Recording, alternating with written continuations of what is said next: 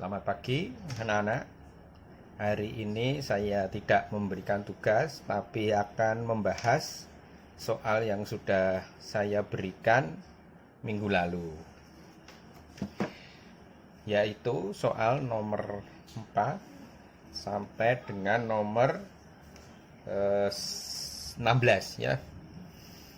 Saya bahas untuk yang nomor 4. Jadi materi kita ini adalah cacat mata, miopi, dan hipermetropi. Nomor 4, perhatikan di soal itu disebutkan atau digambarkan seperti ini. Perhatikan titik ini yang penting.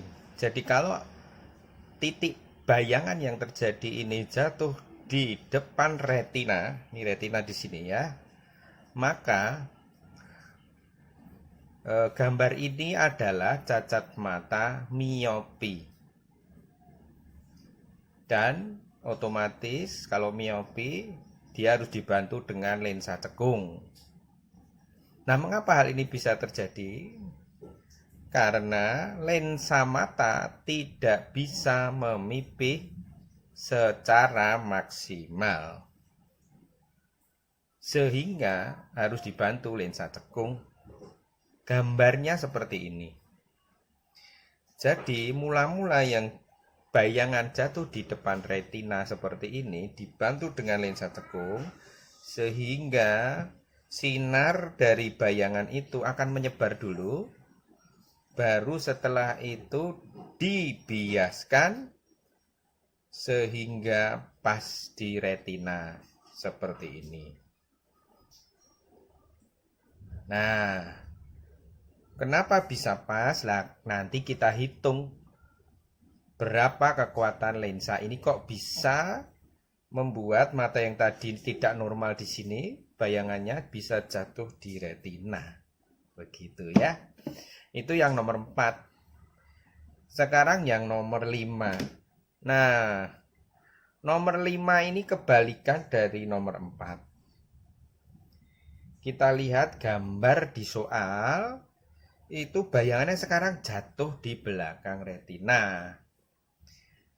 Nah, di belakang retina ini berarti dia melebihi retina. Nah, kita ingat kalimat hiper ya, untuk bisa mengingat-ingat supaya tidak lupa, itu hiper. Hiper itu berarti kelebihan. Misalnya orang ini hiperaktif anak ini, nah, berarti dia terlalu aktif. Ini hipermetropi, berarti bayangan gambar yang diterima mata jatuh di belakang retina. Kelebihan seperti ini. Kalau tadi kurang, miopi. Kalau ini kelebihan, hipermetropi. Nah, cacat mata yang gambarnya seperti ini, istilahnya adalah hipermetropi atau rabun dekat,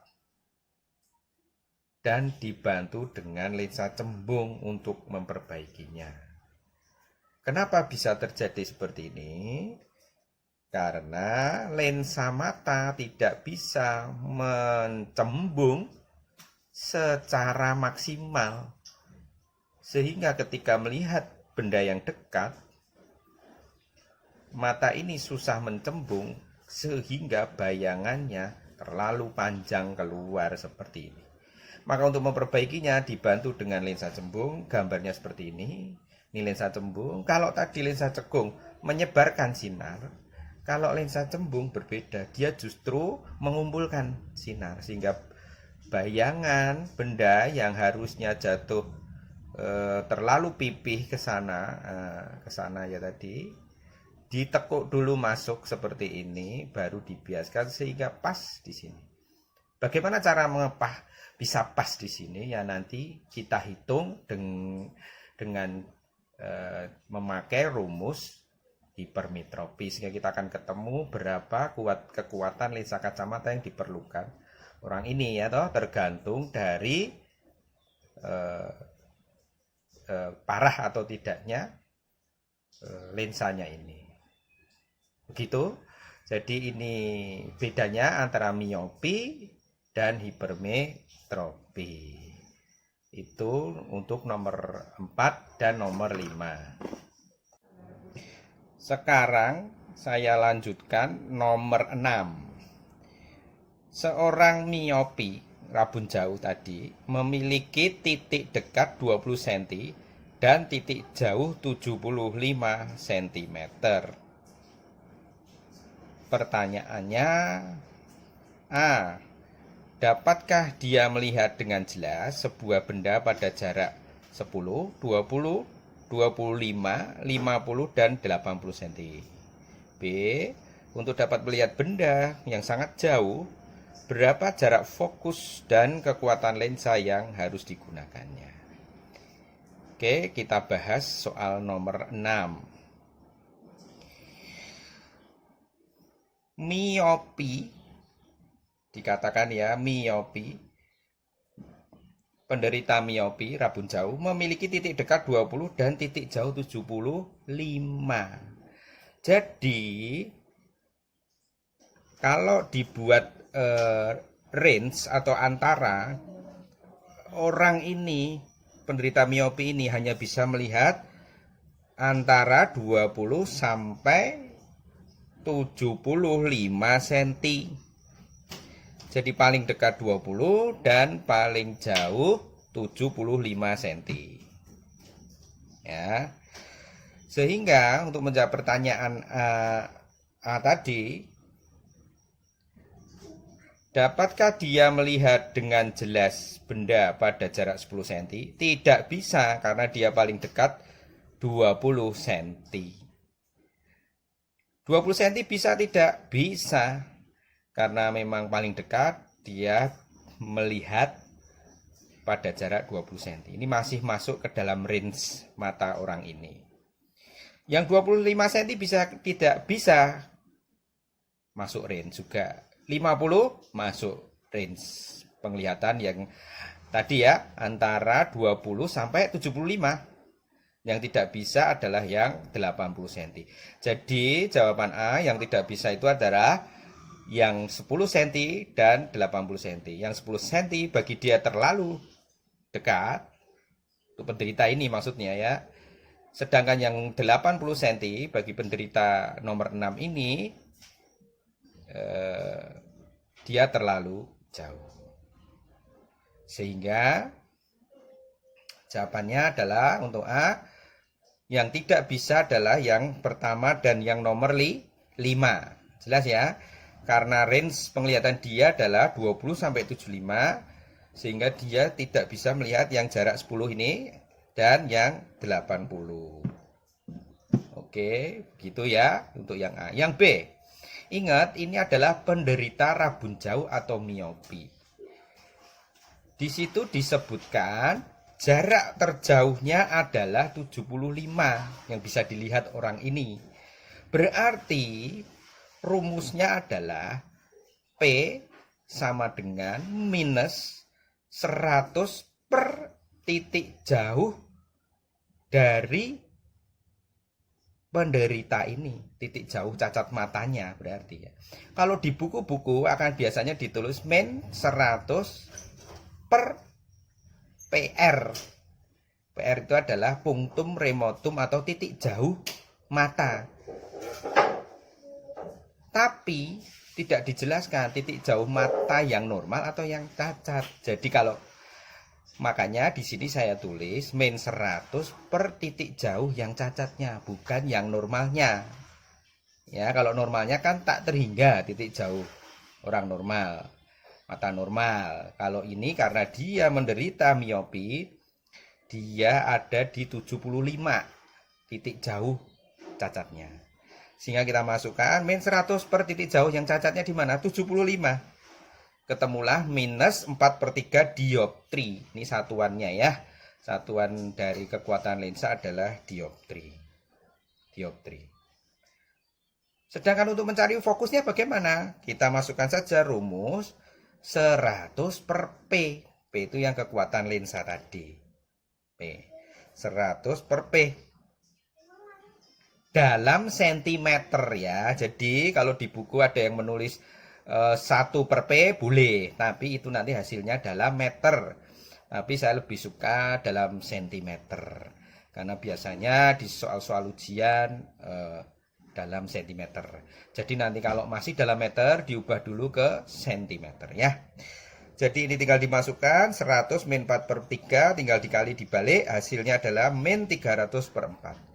Nah, tanda min di sini menjelaskan bahwa lensa yang dipakai nanti adalah lensa cekung. Kalau lensa cembung tandanya positif.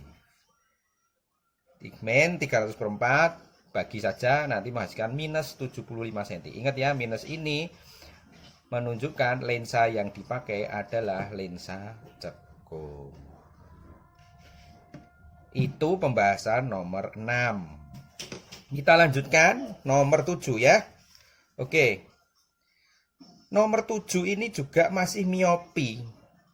Masih miopi sama. Masih miopi, tetapi kalau diperhatikan di soal itu nanti disebutkan bahwa titik jauh mata orang ini adalah 150 cm ya. Jadi di sini disebutkan titik jauhnya 150 cm. Titik dekatnya ini buat apa, Pak? Ya ini tidak perlu karena ini tidak ditanyakan. Sebenarnya ini juga cacat karena kan titik dekat normal itu adalah 25. Tapi karena tidak ditanyakan ya sudah, tidak usah dipakai. Yang dipakai hanya titik jauhnya ini. Harusnya tak terhingga, dia cuma 150 cm. Langsung kita masukkan saja. Ya. P sama dengan seperti nomor 6 tadi, min 100 per titik jauh cacat di mana tadi 150 cm. Ingat ya, kalau 100 berarti titik jauhnya dalam cm. Jadi kalau di soal masih meter, nanti diubah dulu ke dalam cm. Terus tinggal dimasukkan min 2 per 3 dioptri. Nah, kalau uraian, soal uraian ya enggak apa-apa, min 2 per 3. Enggak usah didesimalkan, kecuali kalau pilgan dan di pilgan itu didesimalkan ya tinggal didesimalkan bisa ya, min 2 per 3 ya 0,67 gitu. Nomor 8 sama, sudah sama saja, kita langsung saja. Nanti kalau diperhatikan di soal titik jauh cacat matanya ini ada di 75 cm, sehingga tinggal dimasukkan min 100 per titik jauh cacat mata 75 min 4 per 3 dioptri.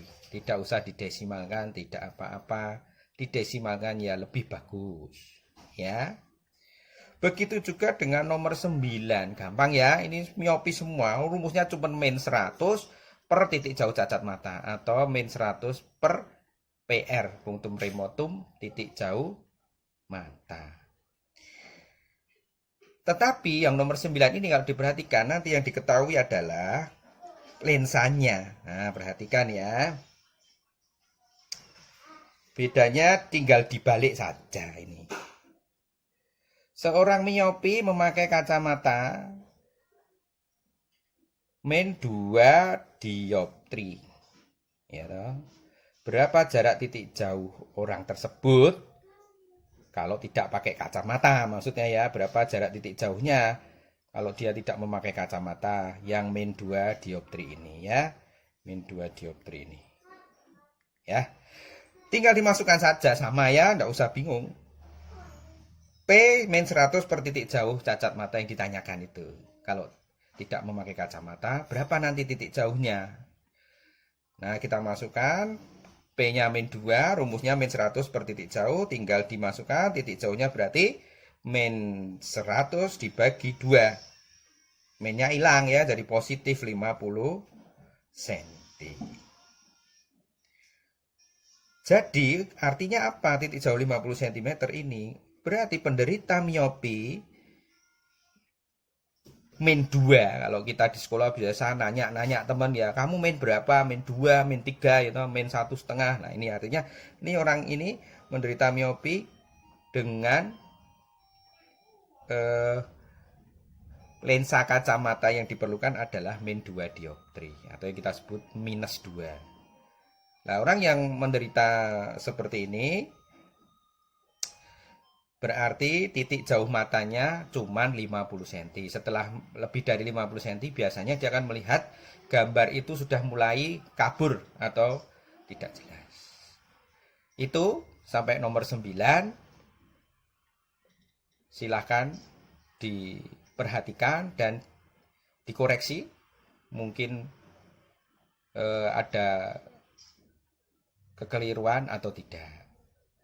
Nanti kita ada waktu untuk berdiskusi lewat Google Classroom, boleh ditanyakan kalau ada permasalahan, ada yang perlu ditanyakan, bisa kita diskusi lewat Google Classroom ya.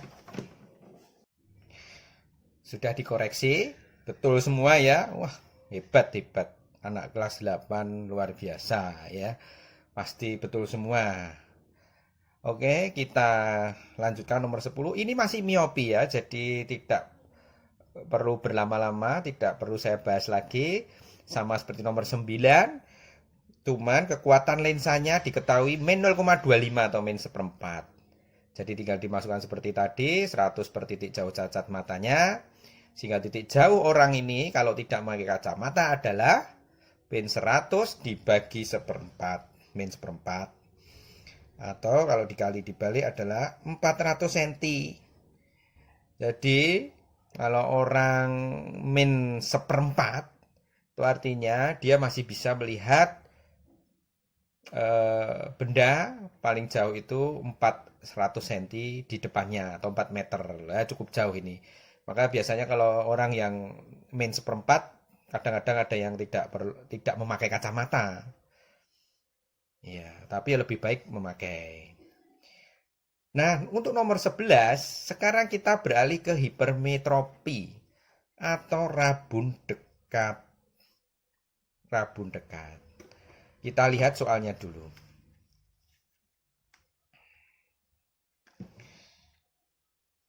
Di sini jelas disebutkan titik dekat seorang hipermetropi. Jadi di soal kalau sudah disebutkan begini, nanti kadang-kadang di soal tidak disebutkan.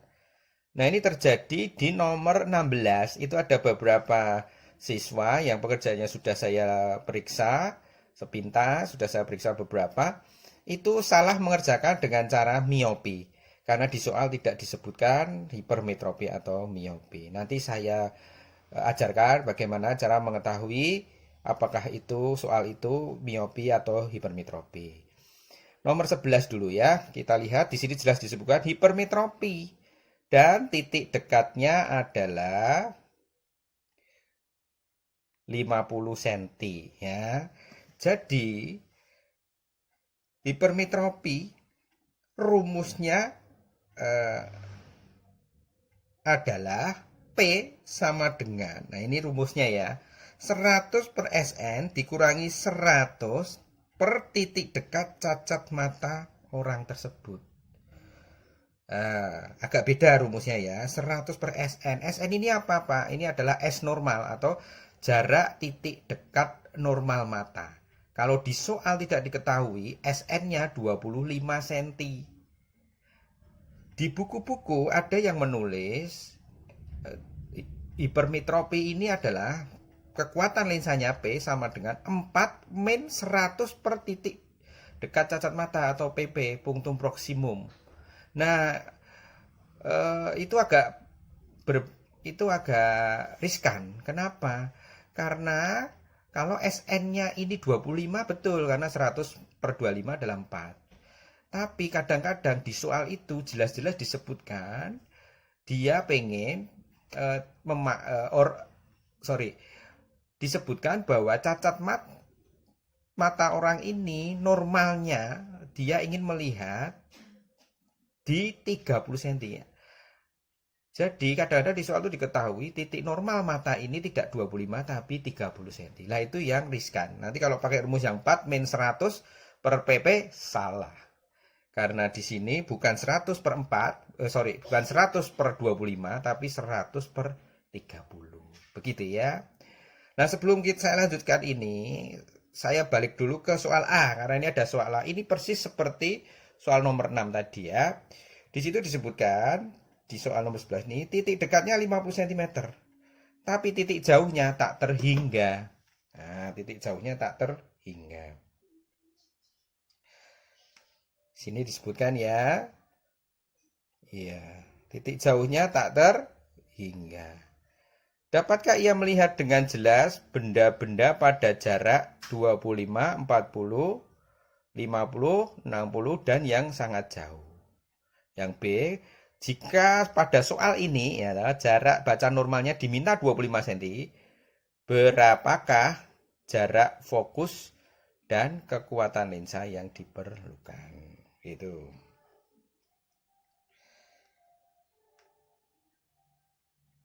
Oke. Kenapa ini saya tulis tidak terhingga? Karena di soal tidak diketahui. Jadi kalau di soal tidak diketahui, titik dekat mata itu 25 cm, titik jauhnya tak terhingga. Infinity ya. Sehingga untuk A seperti soal nomor 6 tadi ya, tidak bisa. Tidak bisa.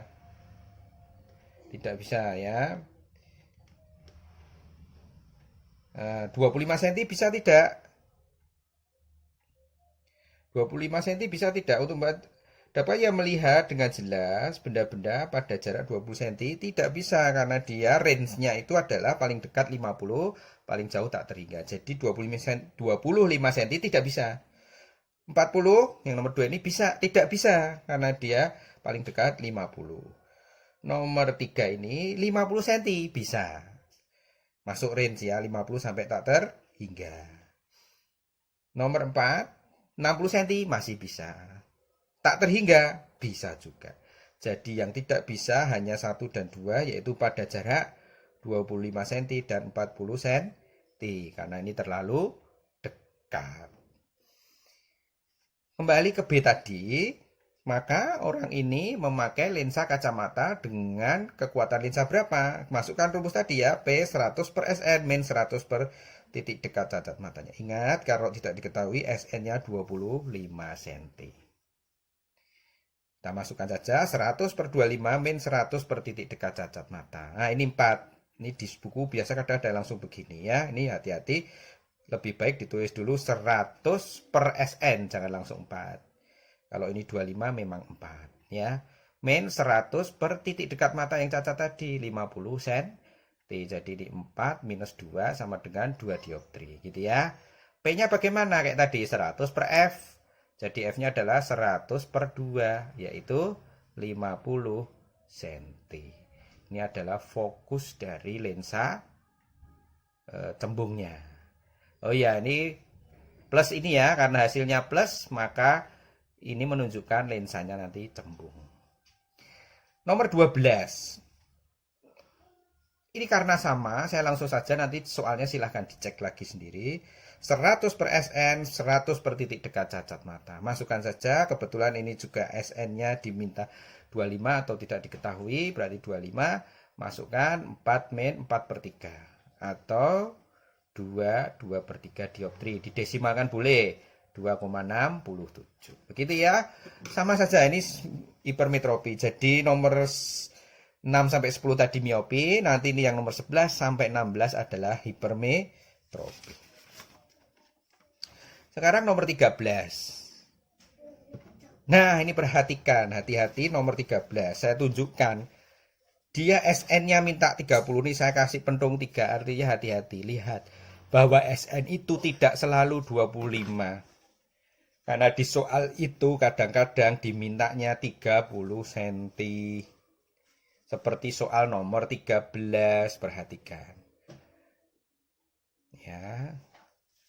Kalimat ini perhatikan ya. Jika Ayah Hasan ingin melihat atau membaca dengan jelas pada jarak baca 30 cm. Artinya ini adalah titik dekat normal yang diminta ya. Nah, ini adalah tanpa pakai kacamata 60 cm ya. Ini adalah titik dekat yang cacatnya. Dan Ayah Hasan ini minta bisa melihat dengan normal pada jarak 30. Jadi 30 ini adalah titik dekat normal mata Ayah Hasan. Masukkan 30, jangan lupa jangan 25, nanti salah. Ya, kita masukkan 100 per 3 min 100 per 60, samakan penyebut, didapatlah 5 per 3 dioptri. Gampang ya, tinggal dimasukkan, dikurangi, asal kamu bisa melakukan penjumlahan, pengurangan, pecahan, pasti bisa mengerjakan soal-soal ini. Nomor 14, sama juga hati-hati, di sini juga diminta SN-nya 30 cm. 30 cm ya. Ini disebutkan agar bisa melihat, nah ini titik dekat punktum remotum, titik dekat cacatnya ini ya. Yang ini membaca dengan jelas pada jarak 30. Jadi 30 ini adalah SN-nya ya, jangan lupa. SN-nya minta 30 bukan 25. Kita masukkan seperti tadi sama nomor 13. Gampang ya, bisa. Silahkan dibaca, masukkan hasilnya nanti. Kalau anak-anak benar mengerjakannya adalah 4/3 dioptri plus ya, karena ini hipermetropi. F-nya tinggal 100 per P dalam sentimeter. Nanti hasilnya adalah 75 cm. Itu untuk nomor 14. Dua nomor terakhir sekalian saya bahas. Ya. Perhatikan. Masih hipermetropi ya, nomor 15. Perhatikan soalnya. Ini hanya kayak teori sebenarnya. Seorang hipermetropi dapat membaca dengan jelas tanpa kacamata pada jarak tidak kurang dari 75 cm. Tidak kurang. Berarti paling dekat segitu. Kurang tidak bisa. Jarak tidak kurang. Maksudnya tidak boleh kurang ya. Ia menggunakan kacamata yang lensanya 2,5. Berapa jarak terdekat di mana ia dapat membaca dengan jelas tanpa memakai kacamata? Ya jawabannya 75 cm. Karena dia cacat matanya bisa melihat paling dekat 75 cm. Ya, paling dekat 75 cm. Lah kemarin ada yang dihitung ini, terus tapi pakai rumusnya miopi. Jadi 2,5 sama dengan min 100 per 2,5, ketemunya 40 cm. Nah, salah ya. Ini soalnya hipermetropi dikerjakan dengan cara miopi. 2,5 di sini, karena kalau kita hitung, memang titik jauh matanya ini ketemunya 2/3 atau 2,67. 2,67. Nah, tetapi di soal ini diberi kacamata yang 2,5. Mungkin pertimbangannya eman-eman. Sayang kalau dipakai kacamata yang 2,75 ya. Nanti tergantung sebenarnya. Kalau 2,75 berarti kelebihan karena cacat matanya sebenarnya hanya 75 cm ya. Kalau 2,5 memang sebenarnya agak kurang. Tapi kalau 2,75 kelebihan. Nah, kebetulan di soal ini tidak apa-apa dipakainya dengan 2,5. Ya ini sudah cukup membantu lah, sudah jelas. Pakai ini pun sudah cukup jelas. Tapi lebih jelas lagi kalau 2,75 mestinya ya. Tapi mungkin kalau terlalu besar pusing biasanya begitu. Nah, mungkin dicoba dulu dengan 2,5. Jadi kalau ini 2,5 dihitung, PP-nya nanti tidak cocok memang. Dia akan jatuhnya di angka harusnya ini adalah 2,67 dioptrinya ya gitu. Jadi ini hanya teori saja. Kalau tidak pakai kacamata maka dia bisa melihat paling dekat berapa? Ya 75 begitu. Nah ini hati-hati ya, kemarin ada yang mengerjakan dengan miopi. Rumus miopi dicari PP-nya 40 cm. Bukan begitu ya. Yang terakhir nomor 16, perhatikan. Nomor 16. Nah, ini nomor 16 juga ada yang salah mengerjakan pakai miopi. Karena tidak disebutkan di sini di soal apakah hipermetropi atau miopi. Perhatikan ya.